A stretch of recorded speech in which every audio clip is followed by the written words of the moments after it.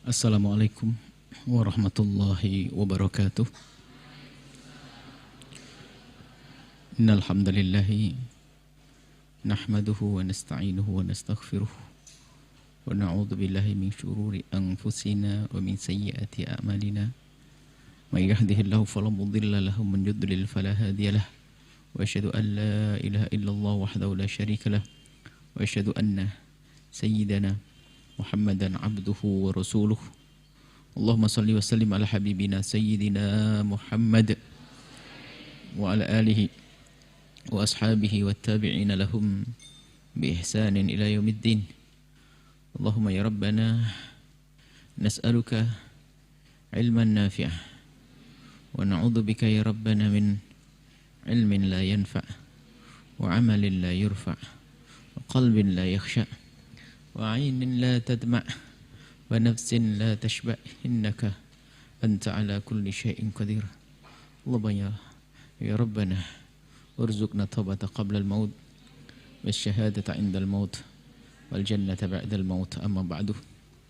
Yang sangat kami cintai, kami muliakan para santri khususnya dimanapun kalian berada, para pemirsa, pendengar dimanapun berada, alhamdulillah kita bisa melanjutkan belajar kita dengan Syekh Zarnuji, dengan kitab Ta'lim Muta'allimnya, yang kita sudah sampai kepada pembahasan tentang penting atau kewajiban kita untuk menghormat guru dan kawan serta kitab agar kita mudah mendapatkan ilmu yang bermanfaat. Kita sampai kepada qala Imam Az-Zarnuji rahimallahu taala nafa'anallahu bihi wa bi ulumihi wa bi ulumi masyaikhihi wa talamidatihi fid dharaini amin. Ila angkal sampai kepada wa minat ta'zimi al-wajibi, termasuk penghormatan yang harus dilakukan, termasuk ta'zim al-wajib yang harus dilakukan. Penghormatan kepada ilmu yang harus dilakukan seorang murid adalah caranya yujawwida kitabatal kitabi, untuk menulis kitab dengan bagus. Ini gambarannya pada zaman dulu. Orang itu kalau ngaji kitab bukan pergi ke toko kitab lalu ada kitab dibeli, bukan. Semuanya menulis dari imlaan gurunya, dari dikte gurunya.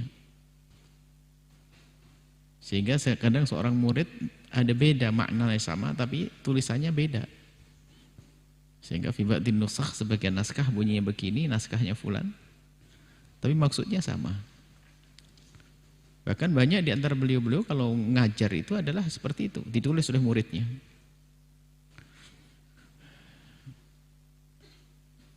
Nah ini, tapi ini bukan berlaku, pendidikan dari Syekh Zarnuji ini bukan hanya berlaku pada zaman dulu, zaman sekarang pun masih, biarpun kita sudah pakai punya kitab, maka hendaknya kalau kita ingin membuat catatan kecil, catatan kaki, footnote atau tambahan atau keterangan, itu hendaknya yujawwida, ditulis yang benar, yang jelas, sehingga manfaatnya itu besar. Dan ini banyak di antara kita ini trader, nulisnya nggak jelas, sehingga nanti di saat membaca itu bingung lagi ini apa bunyinya. Jadi tulis yang jelas pelan-pelan. Maka untuk menjadikan tulisan itu jelas, maka di sana ada ilmu, ilmu nulis. Makanya ini yang ketinggalan di pondok kita ini, nggak ada ilmu, ini menulis yang benar. Maka yang digerakkan ini. Bahkan zaman ini tidak seperti zaman dulu. Zaman kita masih kecil, masih SD itu ada belajar menulis. Sampai ada bukunya, ada buku halus yang barisnya dempet-dempet itu. Jadi untuk menulis, menyambung huruf A, B. Sekarang nggak ada gara-gara komputer. Makanya kalau melihat anak zaman sekarang nulisnya kayak ceker ayam. Ngelukis itu. Kalau buat huruf A dulu kan begini, dari melingkar. Kalau enggak dari ekornya dulu sepertinya.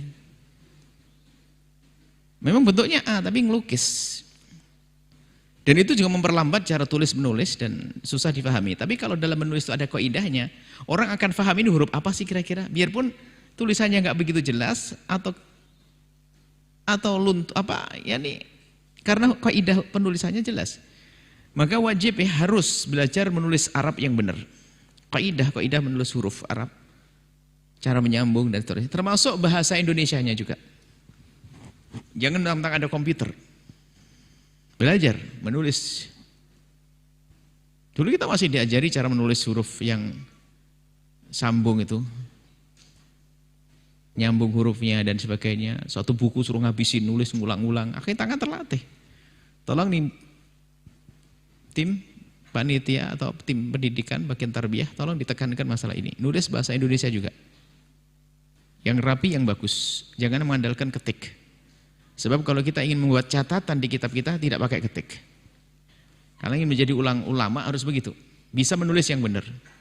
Bahkan kita masih ingat waktu kita belajar, dulu kita belajar kitab itu nulis.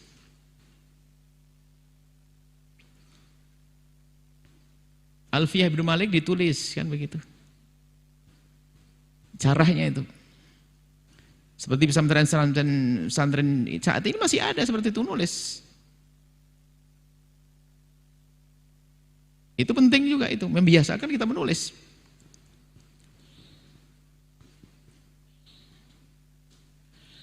Ayu jawwida kitabatal kitab, hendaknya memperbaiki dalam menulis kitabnya. Wala yuqarmita. Jangan memperkecil tulisan. Makanya Buya kan sering ngomong, jangan kecil-kecil nulisnya. Jangan pelit-pelit sama buku. Wa yatrukul hasyata, membiarkan pinggirannya itu kosong.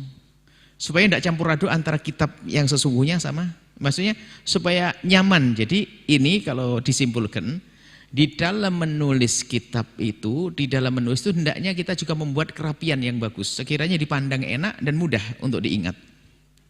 Jangan semua kitab full, tapi ada tengah, ada pinggirnya nanti dikosongin, ada hasiyahnya kosong itu, nanti buat catatan. Kalau kurang jelas buat catatan pinggir, ada catatan kaki di bawah, ada catatan pinggir. Itu untuk mau jadi tengah saja tulisannya, di pinggirnya dikosongin. Barangkali ada perlu kita buat menerjemahkan dan sebagainya.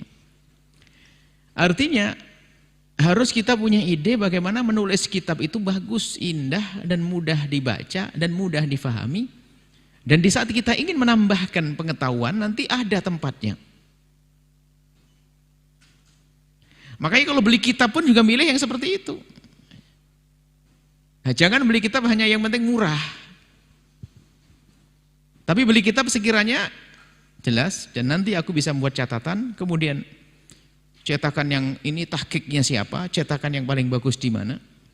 Harus begitu kalau beli kitab. Makanya yang beli kitab mestinya ustadznya. Yang lebih ngerti, maksudnya yang ngerti mana kitab terbaik, rekomendasi ustadz seperti itu. Ya. Illa inda darurati, pinggirnya jangan ditulis darurat. Darurat itu tadi untuk memberi makna.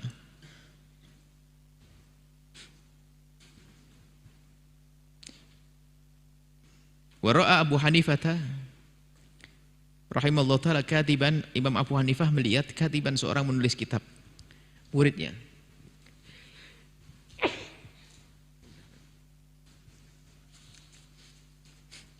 Melihat muridnya atau siapa menulis. Imam Abu Hanifah melihat orang menulis, tapi yuqarmita, ngecilin tulisannya, belit dia. Siapa yang belit? Kecil banget tulisannya. Akhirnya baru umur berapa sudah nggak bisa baca nih, pakai mikroskop nanti.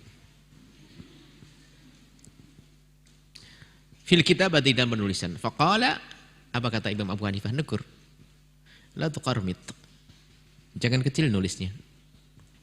Li'annaka, sebab engkau, in ishta, kalau panjang umur, subhanallah, kalau panjang umur, waktu mulai tua, tandam, kamu akan nyesal. Kenapa? Gak jelas, kecil banget. Pinjam kacamatanya tetangga. Kecil banget, nyesel. Ya Allah, kenapa kok kurang jelas? Kenapa nulis saya gak jelas? Wa in mutta, kalau seandainya gak sempat tua, semoga panjang umur semuanya. tidak sempat tua, tidak merasakan kerepotan kecilnya tulisan karena mati muda. Tapi giliran ditemukan oleh anak-anaknya, muridnya, kecil banget. Ya Allah, Ustadz nih sudah bagus-bagus, ini isinya pasti bagus banget. Cuman sayang, kenapa kecil banget tulisannya? Sayang. Pasti ada yang menyesalkan itu semuanya. Kenapa kok tidak tulis gede biar gampang dinukil, biar gampang difahami, biar gampang dibaca.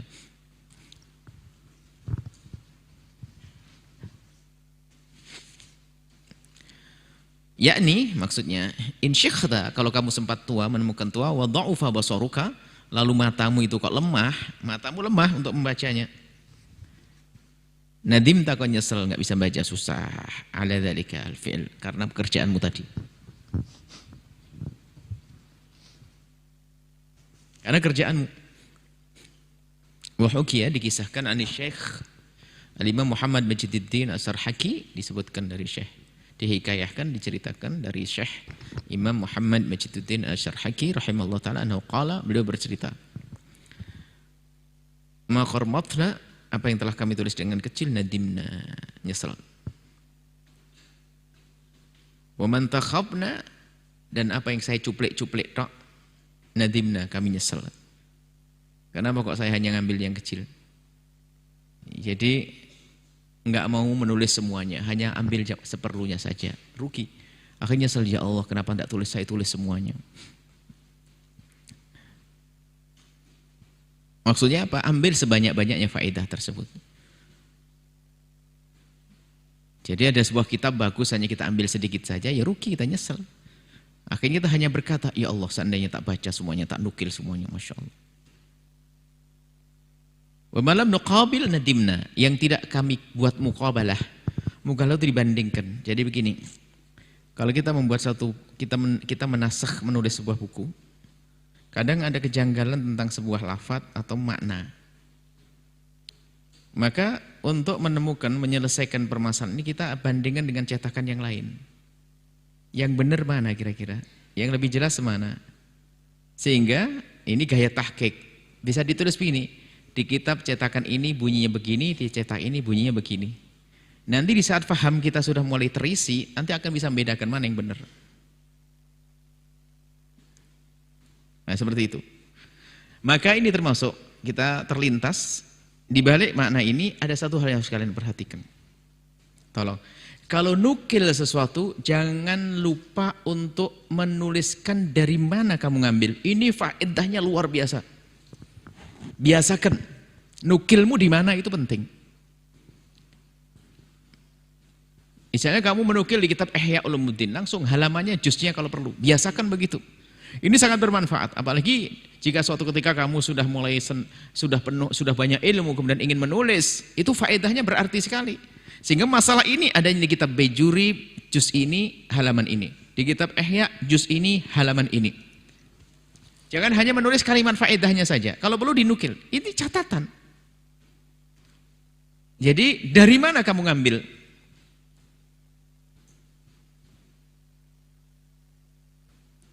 Ini sangat berarti. Karena tidak mustahil seperti kalian suatu ketika harus menulis banyak buku yang bermanfaat untuk orang banyak, sehingga setelah meninggal pun ada makna. Tapi itu di saat kamu sudah biasa menulis, biarpun mungkin dengan rumus, misalnya di kitab Ihya ya, alif ha itu aja, Ihya alif ha, sudah ngerti rumusnya. Jadi rumus di awalnya kasih rumus, alif ha adalah Ihya, ha ba Hasyatul Bejuri, atau langsung terus gak apa-apa, gak akan rugi. Kelihatannya sepele tapi itu sangat bermanfaat. Di saat kalian sudah mulai ingin menulis atau tahqiq masalah, jadi ente ngelihat kalimatnya tapi nggak tahu referensinya di mana, itu kadang-kadang bikin pusing. Ini bener enggak? Bener enggak katanya Imam Ghazali? Di mana tempatnya saya nyari? Cuman karena kamu sudah biasa menulis Al-Ghazali, Ihya, juz 1, halaman begini. Nah, enak. Kamu kembalinya gampang. Baik. Ini yang terlintas untuk mengingatkan, jangan sampai kalau menulis satu faedah itu jangan ragu untuk menulis sumbernya mana. Dan juga jangan ragu menisbatkan ilmu kepada yang punya.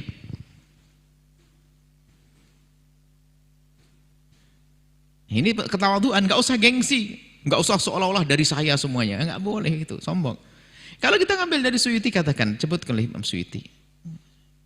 Cuman gaya penulisan hari ini biasanya tidak begitu, pakai misalnya footnote-nya, catatan kakinya ada disebutkan di Kaukabu Satenya Imam Suyuti halaman begini, atau Imam Ihya Imam Ghazali jam segini. Yang penting seperti itu penting sekali untuk mempermudah kalau kita ingin mengetahui dengan detail tentang permasalahan tersebut. Sudah dikembalikan, kitabnya sudah ada. Wayambahi ayyakuna taqti'ul kitabi, hendaknya potongan kitab itu adalah murabba'an, segi 4. Bentuk sesuatu itu kan macam-macam, ada bundar, ada segitiga, ada segi 6 ya. Ada kitab segi 6, kita melihat suatu kita segi 6. Ada kitab bulat. Bulat, buku bukan kitab, bulat. Isinya kalimat-kalimat indah. Biasa untuk hadiah-hadiah, untuk kalimat untuk ulang tahun, ini ya buku susunannya bulat, dipegang cantik. Ada gambar macam-macam. Tapi itu susah numpuknya, nanti nyusunnya susah. Ya umumnya segi 4, kitabnya segi 4. Umumnya segi 4. Murabba'an fa innahu taqti'u Abi Hanifah. Itu adalah potongan bukunya Imam Abu Hanifah. Bukan Imam Abu Hanifah saja. Ya Imam Syafi'i juga sama begitu. Cuman karena penulisnya Abu Hanifah disebut imamnya. Ya sah aja, nggak ada masalah. Wa asaru ila raf'i, mudah untuk diambil, diangkat gampang. Dibuka gampang. Kalau bulat gimana ya? Atau segi 6 gitu ya. Baik. Wal wad'i, meletakkannya gampang. Wal mutala'ati, murajaahnya gampang. Baliknya itu satu-satunya gampang. Kalau saya wa ayyam bahi ayyalla yakuna fil kitabi syai'un minal humrati. Ini. Hendaknya di dalam kitab itu enggak ada tulisan merahnya. Ini adalah semuanya bertanya kenapa. Ini adalah yang dilihat oleh Syekh Zarnuji waktu itu, buku falsafat rata-rata ada merah-merahnya. Sehingga beliau tidak ingin menyamakan buku-buku syariah ini adalah dengan buku falsafat. Maka beliau cetuskan begini, sampaikan bahwasanya hendaknya jangan ada merahnya. Sementara buku syariat yang lainnya juga ada merahnya.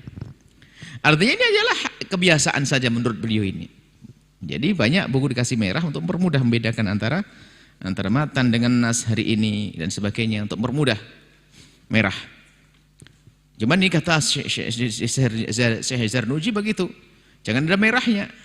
Fa innaha sani'ul falasifati, ini kerjaannya kaum falasifah, filosof. La sani'us salafi, bukan kerjaannya orang ulama salaf. Itu menurut pendapat beliau, akan tapi pada kenyataannya juga orang-orang dahulu sudah biasa menulis dengan merah untuk tanda bahwa ini penting, itu anak apa biasa. Wa min masyayikhina, termasuk dari ulama-ulama kami, man kariha istimal al-muraqqabil ahmari, orang yang tidak senang, jadi makruh itu istilah menurut salaf, makruh adalah haram sudah. Sebagian mentakbir makruh, tapi ini adalah makruh beneran insyaallah. Makruh ya, enggak suka gitu saja. Apakah ini makruh syar'i atau hanya makruh tidak senang? Ada makruh syar'i adalah yuthabu ala tarkihi. Ini babu tarbiyah, babu adab, makruh. Ulama-ulama dulu pada tidak suka, tidak membiasakan, tidak senang dengan merah. Tidak sampai derajat haram. Pas. Min ta'dhimil ilmi, termasuk cara mengagungkan ilmu. Ini selesai ya masalah kitab. Tulis yang benar, yang jelas, rapi, mudah dibaca. Kalau nanti ketua anak cucu bisa dibaca. Paham? Baik.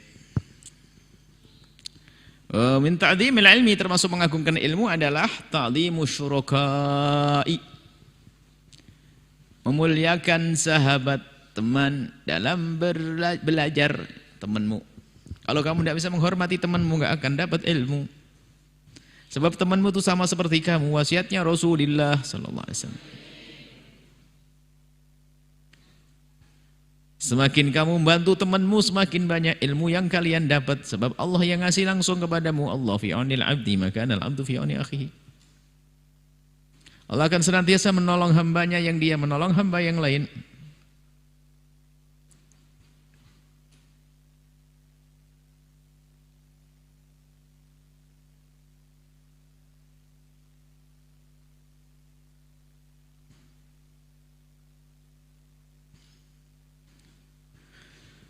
Fi thalabil ilmi wad darsi, di dalam menuntut ilmu hendaknya kita menghormati sahabat kawan di dalam menuntut ilmu wad darsi dan belajar. Wa man yata'allam minhu, dan guru.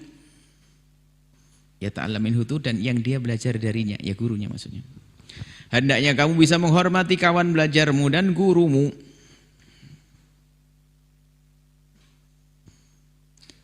Termasuk adab adalah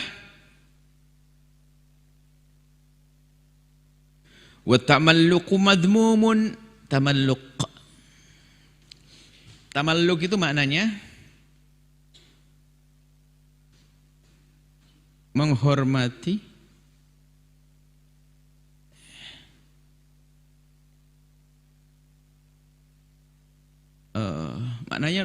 tamalluq itu begini, ada menghormatinya, ada memperhatikannya,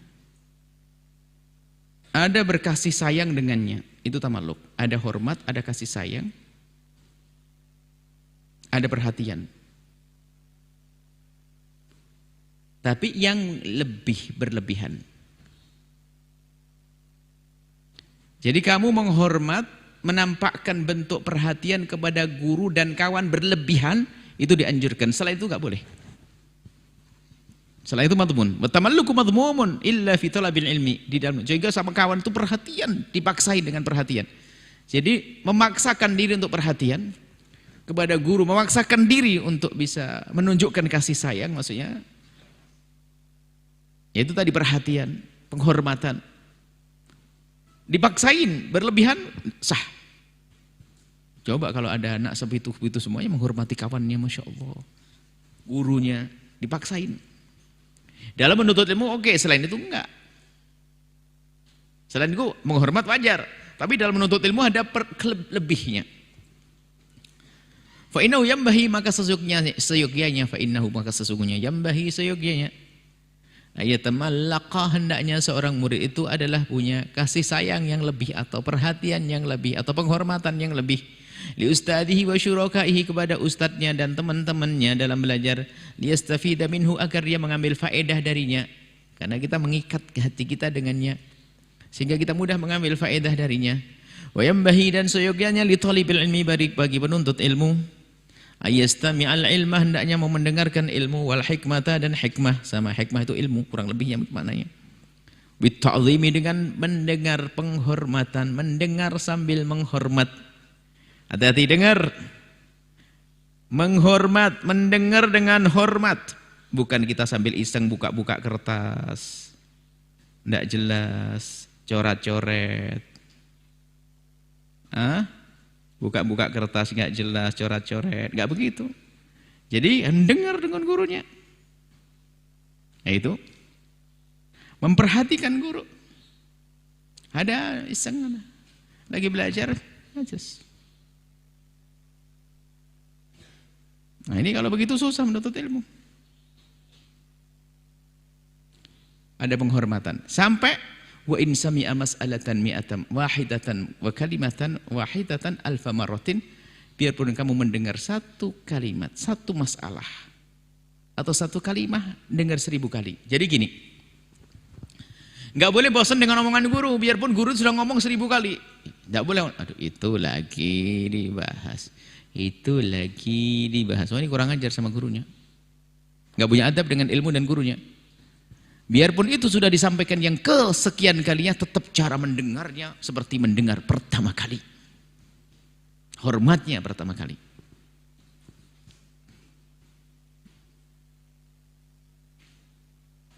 Kila, dikisahkan, disebutkan bahwa man lam yakun ta'zimuhu ba'da alfi maratin, ba'da alfi marratin, barang siapa yang pengagungannya kepada guru dan ilmu setelah mendengar 1000 kali,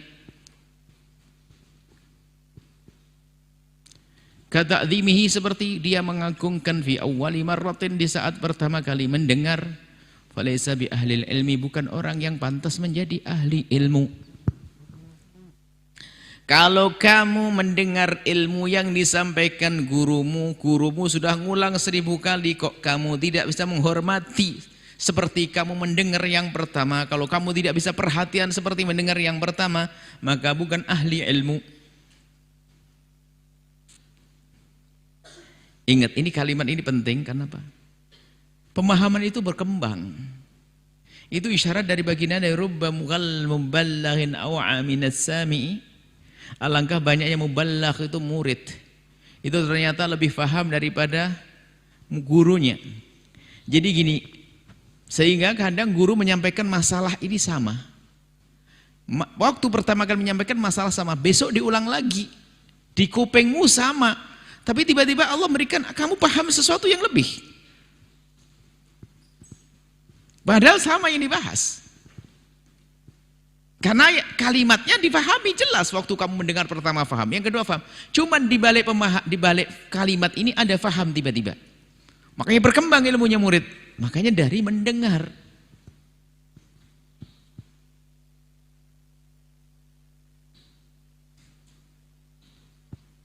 Jika air sampai 2 kolah, maka kalau kemasukan najis tidak akan menjadi najis kecuali berubah warnanya, berubah baunya, berubah ininya.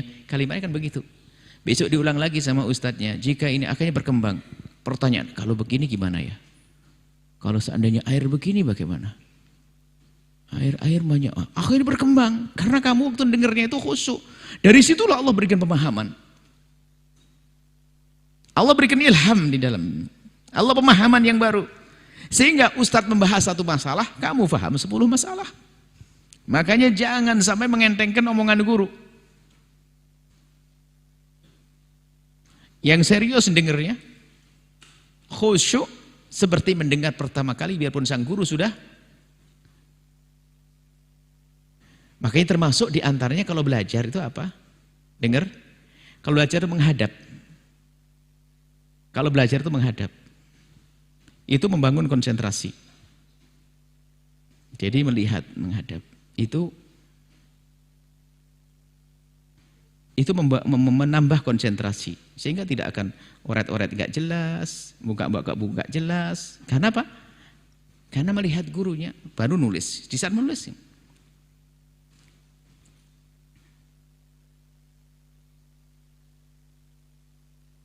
Ya. Wayambahi dan seperti itu. Jadi apa tadi? Mendengar 3 kali, 4 kali omongan guru sampai 1000 kali seperti yang pertama. Nanti ada ilmu baru yang Allah berikan. Subhanallah. Kalimatnya sama tapi fahamnya panjang, banyak. Kalimatnya sama 2 jam tapi fahamnya tambah. Begitu juga kamu tidak boleh bosan membaca kitab, mengulang-ulang baca kitab. Habis baca kitab diulang lagi, nggak ada masalah. Ada berkah itu semuanya. Ada faham yang baru nanti. Sehingga ada kitab kecil, syarahnya 2 jilid. Mukhtasar Abi Suja. Disarai menjadi syarah kitab takrib. Khasyahnya Bajuri 2 jilid. Padahal matanya cuma berapa lembar. Itu nggak mungkin menjadi banyak begitu kecuali dia mendengar berkali-kali kalimat itu. Seperti itu nak ya. Baik. Kemudian wayambahi, mungkin sudah waktunya. Wayambahi li talibil ilmi, bagi penuntut ilmu ayyaktara, memilih no'a ilmin li nafsihi. La wayambahi li talibil ilmi alla yakhtar. Ini insyaallah kita bahas besok. Ini penting sekali. Seyogyanya seorang penuntut ilmu itu kalau memilih ilmu jangan nuruti hawa nafsunya. Minta petunjuk kepada gurunya apa yang terbaik buat saya. Karena guru itu biasanya tahu ini bakatnya ngapain sih. Dia cocoknya jadi apa. Ya, jadi lebih diutamakan adalah bagaimana pendapat gurunya. Ngusulkan boleh. Biasanya guru melihat ini kesenangannya di dalam hal apa sih. Manfaatnya apa dia. Di bidang apa manfaatnya. Nanti baru diberi petunjuk oleh sang guru. Masya Allah. Inilah yang bisa dihadirkan pada kesempatan ini dengan kitab Ta'lim Muta'alim. Ya, tadi apa catatannya? Nulis yang benar, belajar nulis. Tolong biasakan membuat catatan. Maka kalau belajar itu jangan hanya sekedar mengartikan. Tolong ini penting sekali. Jadi kalau misalnya terlintas di benak kita pemahaman, langsung tulis di kitab. Di pojok sana begini, tulis, abadikan. Jangan seperti sebagian santri baru itu sayang kitabnya. Nanti dicoret-coret kitabnya, sayang. Jadi kitabnya bersih banget, otaknya bersih dari ilmunya. Catatan itu penting sekali, nak. Bikin catatan. Dan ingat, insya Allah tidak tahu sudah atau belum.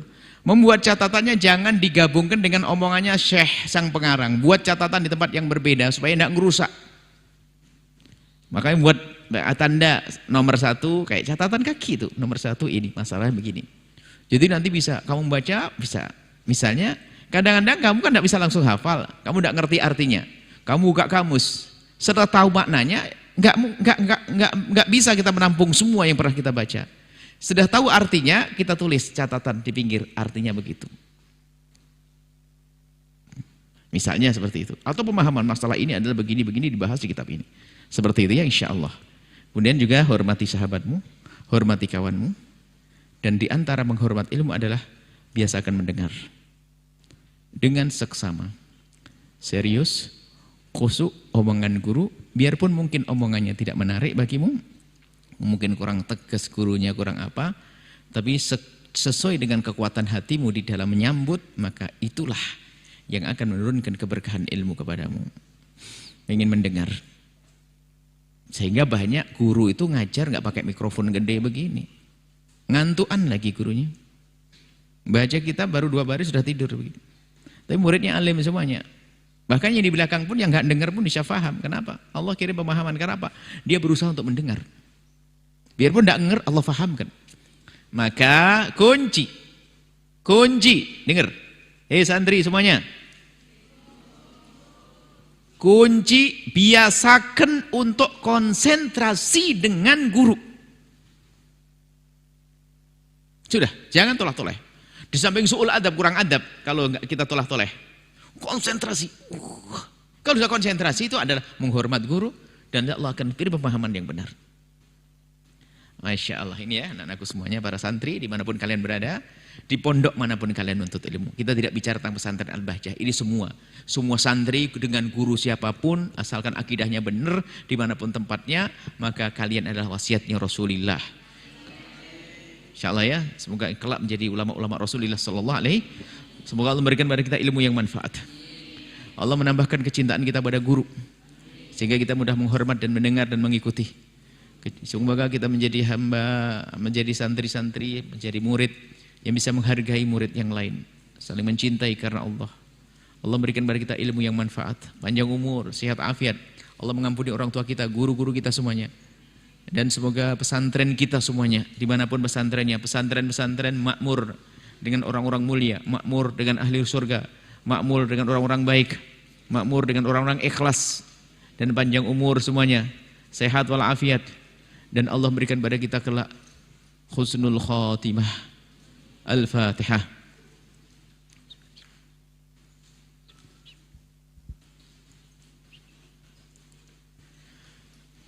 Syukran, makasih banyak. Wabillahi taufiq wal hidayah. Assalamualaikum warahmatullahi wabarakatuh.